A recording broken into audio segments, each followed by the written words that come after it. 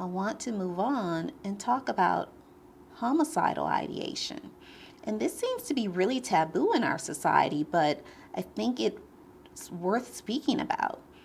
Have I ever encountered a person that's homicidal? Absolutely.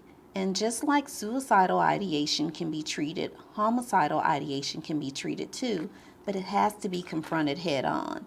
And so some people ask, what are some typical things that are associated with people that become homicidal?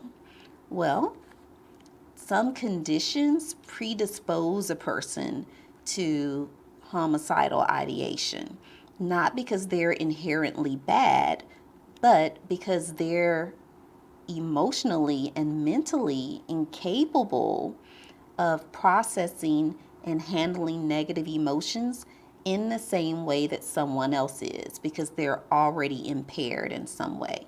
For example, a person that struggles with mania. A person with mania is at risk for impulsive behavior, high energy level, and also possibilities of a psychotic break or psychotic features being present.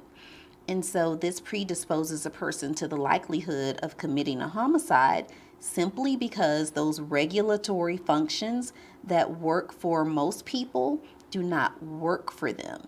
They have to work extra hard at self regulating their emotions, and without the proper care and help utilized to do so, they may be at an increased risk for harming someone. Substance abuse. If a person is abusing alcohol and or drugs, they are not their normal selves. And so alcohol intoxication, substance intoxication, or withdrawal from substances can cause distortions in a person to surface that may make them more likely to commit a violent crime or a homicide. Then things like dementia, schizophrenia, all of these things that impact judgment and inhibition. These are things that can make a person more likely to harm someone. Borderline personality disorder, antisocial personality disorder. People that have these conditions are predisposed to the possibility of harm. Now, some significant things to look for and not ignore would be when you see traits in a person where they demonstrate a lack of remorse and a lack of empathy for others. These are very strong indicators of having a personality disorder. And even in young children, it's important to call these things out when you see them. Because if you head it off at the pass and you get a person intervention early on, it can change the whole course of their lives.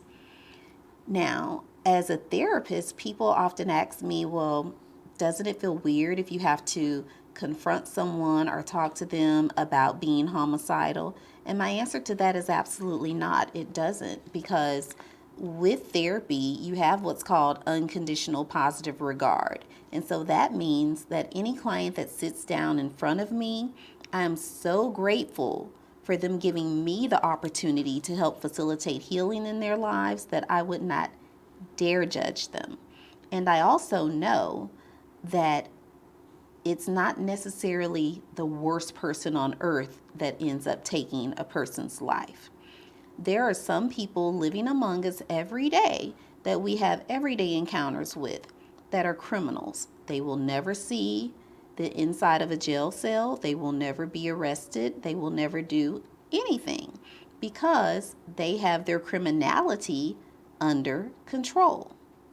That's what it's about. Being able to self-regulate your emotions and be in control.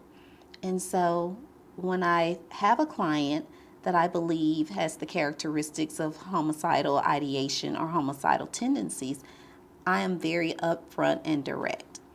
I'll inquire about whether or not they wish that someone was dead, whether or not they've had thoughts of killing a person, whether or not they've had thoughts of revenge. What level did your anger get to? how much are you ruminating on some perceived wrong that you think happened to you? These are all important things. And it's up to mental health professionals to help people understand and see all of these various sides of themselves and complexes. And then you do the normal housekeeping too. You ask a person about their access to weapons, guns, knives, their access to travel, their access to connecting with others in groups or organizations that may promote violence. You do your due diligence. And if you believe that someone is a danger to themselves or to someone else, then you get them help. As a clinician, you get that person hospitalized and stabilized so that they can move through this episode. Because that's what happens. Lots of times, people that commit homicides are in the midst of some sort of an episode and they don't move beyond it. And then they leave wreckage and damage in the wake of their actions, which horribly impacts us all. So if you've been impacted by someone that's committed a homicide, whether this is a person that you love that's committed a crime, or whether you and your family members have lost someone that you love as the victim of a violent crime, know that my heart is with you and that there's support out there, and that together as a collective, we are all going to keep a conversation going about homicide and suicide, and most importantly, about healing. Thank you for watching. This is Real Life with Lola. You can find my podcasts and videos on all platforms, everything across the board. So there's no reason not to tune in and get the information that you deserve to move your life in a better direction.